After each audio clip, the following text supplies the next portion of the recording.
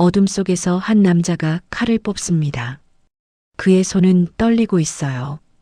바로 앞 화려한 저택의 문이 열려 있습니다.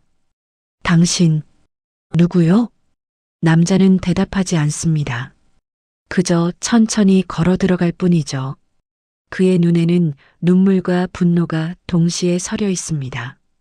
그리고 화면이 급격히 어두워지며 여자의 비명소리가 들립니다. 으악! 자, 이 남자는 대체 누구일까요?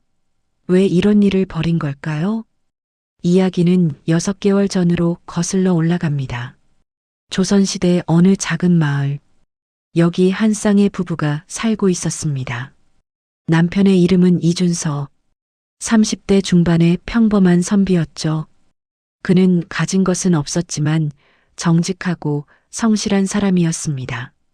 글을 읽고 쓰는 것을 좋아했고 가끔 마을 사람들에게 편지를 대신 써주며 작은 돈을 벌었어요.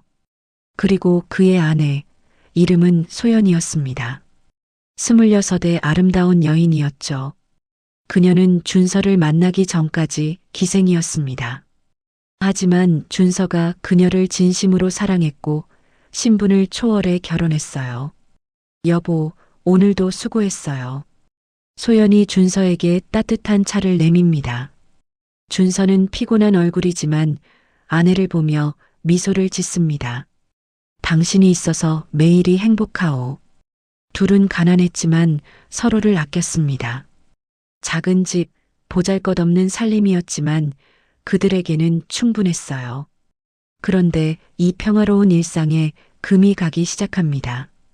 어느 날 마을에 소문이 돌기 시작했어요. 이 고을에 새로운 성주님이 오신다더라. 그분이 누군데? 김태순이라고. 엄청난 권력가래. 한양에서도 이름이 높다던데. 준서는 별 관심이 없었습니다. 자신과는 상관없는 높은 양반의 일이라 생각했죠. 하지만 소연의 얼굴이 순간 굳어집니다. 김태순. 그 이름을 들은 순간 그녀는 무언가를 떠올린 듯 했어요. 하지만 곧 아무렇지 않은 척 미소를 지었죠. 아, 그러시군요. 며칠 후 김태순 성주가 마을에 도착합니다. 화려한 가마, 수십 명의 하인들. 그의 행렬은 마을 전체를 압도했어요. 그리고 그날 저녁 준서의 집 앞에 누군가가 찾아옵니다. 이준서라는 사람이 사는 곳이 여기요? 성주의 수아들이었습니다. 준서는 당황하며 나갑니다. 예, 제가 이준서입니다만 성주님께서 당신을 찾으신다. 당장 따라오시오. 준서는 영문을 몰랐습니다. 왜 자신 같은 평민을, 그것도 성주님이 찾는단 말인가?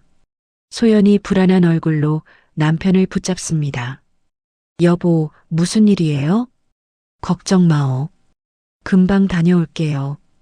준서는 수아들을 따라 성주의 저택으로 향합니다. 저택은 마을에서 가장 큰 건물이었죠. 화려한 등불들이 밤을 밝히고 있었어요. 넓은 방으로 안내된 준서. 그곳에서 김태순 성주가 그를 기다리고 있었습니다. 앉으시오. 김태순은 40대 중반의 남자였습니다. 날카로운 눈매, 위압적인 분위기. 그는 준서를 위아래로 훑어봅니다. 내가 듣자 하니 당신이 이 마을에서 글을 잘 쓴다고 하더군. 과찬이십니다, 성주님. 겸손할 것 없네. 나에게 필요한 사람이야. 앞으로 내 밑에서 일하게 될 걸세. 준서는 조심스럽게 대답합니다. 감사하오나 저는 배운 것이 많지 않아. 괜찮아. 내가 시키는 대로만 하면 돼. 김태순의 말투에는 거부할 수 없는 강압이 담겨 있었습니다. 그때 김태순이 무심코 던진 말. 그나저나 자네 아내가 소연이라 했나? 참 아름다운 여인을 아내로 두었더군. 준서의 가슴이 철렁 내려앉습니다. 왜 성주가 자신의 아내 이름을 알고 있을까? 어떻게 제 아내를? 허허, 마을 사람들이 말하더군. 그 아름다움이 소문났다고. 언젠가 한번 뵙고 싶군. 김태순의 웃음에는 무언가 불편한 의도가 숨어 있었습니다. 준서는 불안한 마음으로 집으로 돌아옵니다. 소연이 기다리고 있었죠. 어떻게 됐어요? 성주님 밑에서 일하게 됐소. 하지만 왠지 불안하오. 소연은 남편의 손을 꼭 잡습니다. 괜찮을 거예요. 우리가 함께 있으면. 하지만 둘 다 알고 있었습니다. 무언가 잘못된 방향으로 흘러가고 있다는 것을. 그로부터 며칠 후 준서는 매일 성주의 저택에 출근하기 시작합니다. 공문서를 작성하고 장부를 정리하고 각종 행정 업무를 도왔죠. 처음에는 큰 문제가 없었습니다. 일은 고됐지만 돈을 받을 수 있었고 집안 형편도 조금씩 나아졌어요. 하지만 김태순의 시선이 점점 이상해집니다. 준서, 오늘은 일찍 들어가게. 집에서 아내가 기다리겠군. 감사합니다, 성주님. 그나저나 아내분은 요즘 어떠신가? 건강하시고? 준서는 이런 질문이 자꾸 나올 때마다 불편했습니다. 왜 성주가 자꾸 아내 이야기를 꺼내는 걸까? 어느 날 김태순이 준서에게 제안합니다. 준서, 다음 주에 큰 연회가 있네. 자네도 아내와 함께 오게. 마을의 유지들이 다 모이는 자리야. 준서는 거절하고 싶었지만 성주의 명령을 거스를 수 없었습니다. 알겠습니다. 집으로 돌아온 준서는 소연에게 이 사실을 전합니다. 연회에 우리 부부를 초대하셨대요. 소연의 얼굴이 창백해집니다. 저는 가기 싫어요. 나도 그러고 싶소. 하지만 성주님의 명령을. 여보, 제발. 저는 정말 가기 싫어요. 소연은 남편에게 사정했지만 결국 둘은 연회에 참석하기로 합니다. 연회 당일, 성주의 저택은 사람들로 가득 찼습니다. 화려한 음식들, 술, 음악, 마을의 양반들과 부유한 상인들이 모여 있었죠. 준서와 소연이 들어서자 모든 시선이 소연에게 쏠립니다. 그녀는 단정한 한복을 입었지만 그 아름다움을 감출 수 없었어요. 김태순이 다가옵니다. 오, 이준서. 그리고 이분이 소연 부인이시군. 소문대로 정말 아름다우시오. 소연은 고개를 숙이고 인사합니다. 성주님, 초대해 주셔서 감사합니다. 김태순의 눈빛이 변합니다. 그는 소연을 뚫어지게 바라보며 말합니다. 부인, 혹시 우리 전에 만난 적이 있어? 소연의 몸이 굳습니다. 아니요. 처음 뵙습니다. 이상하군. 자꾸 어디선가 본 것 같은데. 준서가 끼어듭니다. 성주님, 제 아내는 평생 이 마을에서만 살았습니다. 김태수는 의미심장한 미소를 지으며 고개를 끄덕입니다. 그런가? 내가 착각했나 보오. 연애가 진행되는 동안 준서는 소연이 계속 불안해하는 것을 느낍니다. 그녀는 손을 떨고 있었고 음식도 거의 먹지 못했어요. 괜찮소? 네, 괜찮아요. 그냥 사람이 많아서. 그때 김태순이 갑자기 일어나 모두에게 말합니다. 여러분, 오늘 한 가지 제안이 있소. 이준서는 훌륭한 인재이니 내 곁에 더 가까이 두고 싶소. 그래서 준서와 소연 부인을 이 저택 별채에 거주하게 하려 하오. 사람들이 웅성거립니다. 준서는 깜짝 놀랍니다. 성주님, 그건 거절할 생각 말게. 이건 명령이야.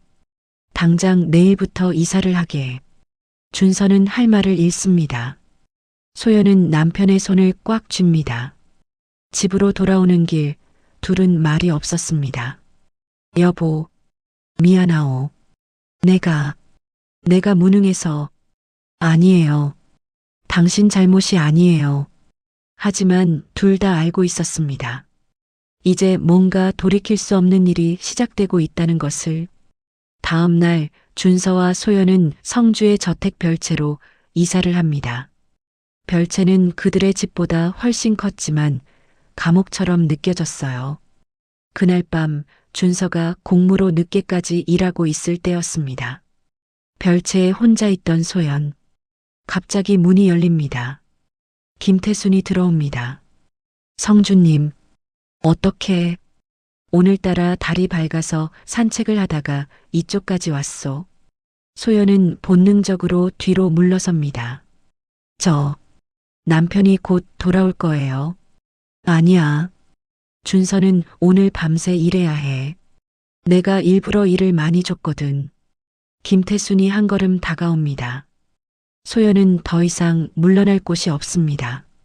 소연, 아니, 옥란이라고 불러야 하나? 소연의 얼굴이 새하얗게 변합니다. 어떻게 그 이름을 기억 못하겠나? 10년 전 한양의 기생집에서 나는 그때 당신에게 반했지. 하지만 당신은 나를 거절했어. 다른 남자와 도망쳤고. 김태순의 목소리가 낮아집니다. 그 남자가 이준서였군. 소연, 아니, 옥란은 떨리는 목소리로 말합니다. 그건 다 과거의 일이에요. 저는 이제 이준서의 아내예요. 제발, 당신이 나를 거절했을 때 내가 얼마나 수치스러웠는지 아나? 한양 제1의 권력가를 거절한 기생. 소문이 쫙 퍼졌지. 나는 그날 이후 당신을 찾아왔어. 그리고 드디어 찾았지. 김태순이 소연의 턱을 붙잡습니다. 이제 선택해. 순순히 내 소실이 되든가 아니면 내 남편이 죽는 꼴을 보든가. 안 돼요. 제발. 생각할 시간을 주지. 내일까지 대답을 들려줘. 김태순이 나가고 소연은 그 자리에 주저앉아 울음을 터뜨립니다. 얼마 후 돌아온 준서. 그는 울고 있는 아내를 발견합니다. 소연, 무슨 일이요? 여보, 미안해요. 저 때문에. 소연은 과거의 일 그리고 김태순의 협박을 모두 털어놓습니다. 준서는 분노에 떨지만 동시에 무력감을 느낍니다. 그는 힘없는 평민일 뿐 성주와 맞설 수 없었어요. 내가 당신을 지켜야 하는데. 괜찮아요. 제가 알아서 할게요. 무슨 소리요? 당신을 살리기 위해서라면 저는 뭐든지 할 수 있어요. 준서는 아내를 꽉 안습니다. 둘은 밤새도록 울었습니다.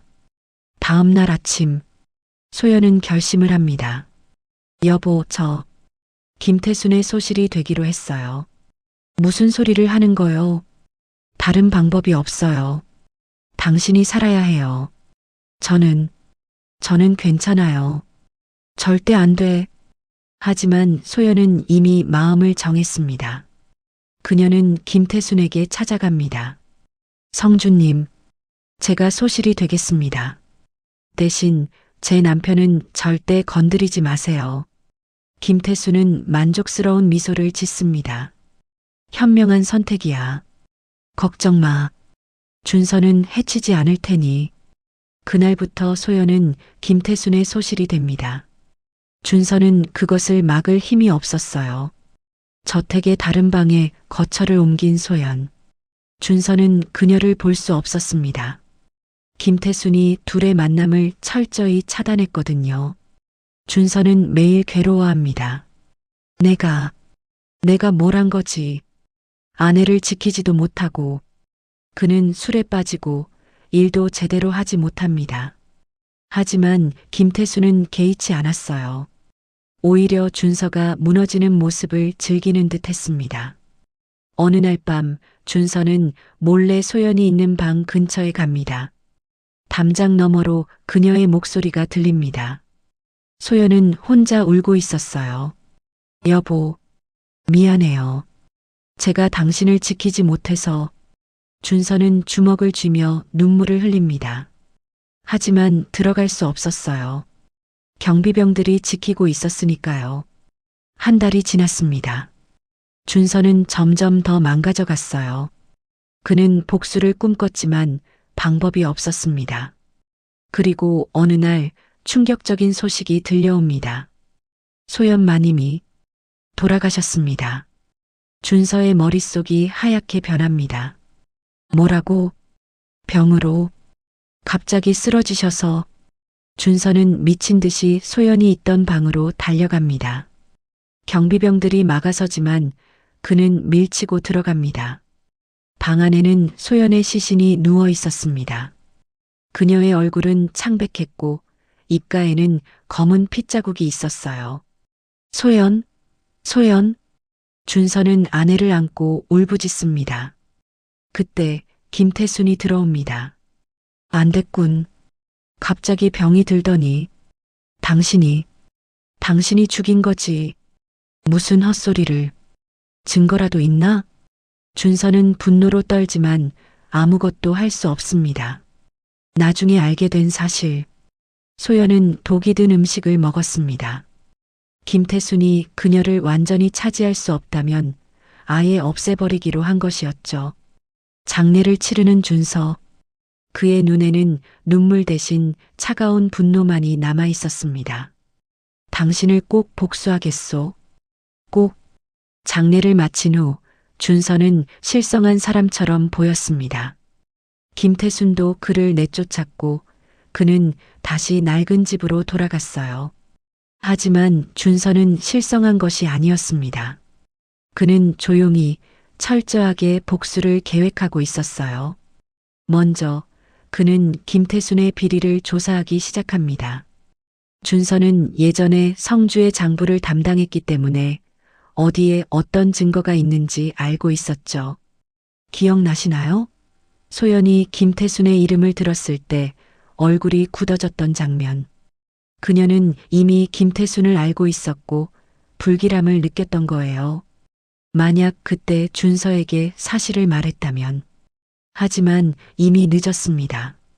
그리고 김태순이 처음 만남에서 소연의 아름다움을 언급했던 것. 그것은 단순한 칭찬이 아니었어요. 그는 이미 소연을 노리고 있었던 겁니다. 모든 것이 계획된 일이었죠. 준서는 밤마다 성주의 저택에 잠입합니다. 그는 몰래 장부들을 훔쳐내고 김태순의 비리 증거들을 모읍니다. 횡령, 뇌물수수, 백성들에 대한 가혹한 착취. 증거는 차고 넘쳤어요. 2달 후 준서는 모든 증거를 가지고 한양으로 향합니다. 그는 의금부에 김태순을 고발합니다. 이것이 김태순의 죄목입니다. 의금부 관리들은 증거를 검토합니다. 그들의 얼굴이 점점 심각해집니다. 이것이 사실이라면 큰 문제군. 모두 사실입니다. 제가 직접 본 것들입니다. 조사가 시작됩니다. 한양에서 어사가 파견되어 김태순을 조사하기 시작했어요. 김태순의 저택. 그는 어사가 온다는 소식을 듣고 당황합니다. 젠장, 이준서 그놈이. 하지만 이미 늦었습니다. 어사는 저택을 수색하고 모든 증거를 확보합니다. 며칠 후 김태순은 체포됩니다. 김태순, 내 죄를 알겠느냐? 이건 모함이요. 증거가 명백하다. 내 죄는 차명에 해당한다. 김태순의 얼굴이 창백해집니다. 처형장. 수많은 백성들이 모여 있습니다. 준서도 그곳에 있었어요. 김태순이 끌려 나옵니다. 그는 준서를 발견하고 분노에 찬 눈빛으로 바라봅니다. 이준서, 내가 날. 준서는 차가운 목소리로 말합니다. 당신이 제 아내를 죽였을 때 이미 당신의 운명은 정해졌습니다. 이놈이 감히 한 것은 당신입니다. 힘없는 백성들을 짓밟고 죄 없는 사람을 죽였죠. 그 대가를 치르는 겁니다. 집행관의 칼이 번뜩입니다. 그리고 김태순은 역사 속으로 사라집니다. 백성들이 환호합니다. 잘 죽었다. 악인은 망한다. 준서는 조용히 자리를 떠납니다. 복수는 끝났지만 그의 마음은 더 텅 비어 있었어요. 며칠 후 준서는 소연의 무덤 앞에 앉아 있습니다. 여보, 복수는 했소. 하지만 당신은 돌아오지 않는군요. 그는 무덤 앞에 꽃을 놓습니다. 미안하오. 당신을 지키지 못해서 당신이 그렇게 고통받는데도 난 아무것도 하지 못했소. 바람이 불어옵니다. 마치 소연이 대답하는 것처럼 준서는 천천히 일어섭니다. 이제 나도 살아가야겠소. 당신의 목까지. 그는 돌아섭니다. 앞으로 걸어갑니다. 여러분, 이 이야기는 단순한 복수극이 아닙니다. 힘없는 자들이 어떻게 불의에 맞서는지, 그리고 사랑하는 사람을 잃은 후에도 어떻게 살아가는지에 대한 이야기예요. 여러분이라면 준서의 입장에서 어떻게 하셨을까요? 복수를 했을까요? 아니면 다른 길을 선택하셨을까요? 댓글로 여러분의 생각을 들려주세요. 그리고 이 이야기가 마음에 드셨다면 좋아요와 구독 부탁드립니다. 우리 모두 정의로운 세상에서 살 수 있기를 바랍니다.